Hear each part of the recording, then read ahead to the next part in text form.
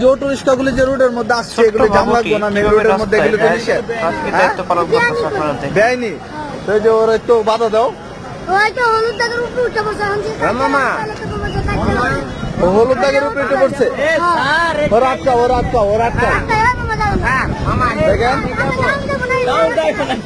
মানে এনেকা হলুদ দাগ দিয়ে সিঙ্গেল দাও, এই হলুদ দাগ দেখেন কঠিন ভাবে ট্রাফিকের দায়িত্ব পালন করতেছে সে। ওর কি শাস্তি দিবা? ওর একটু আটকাও।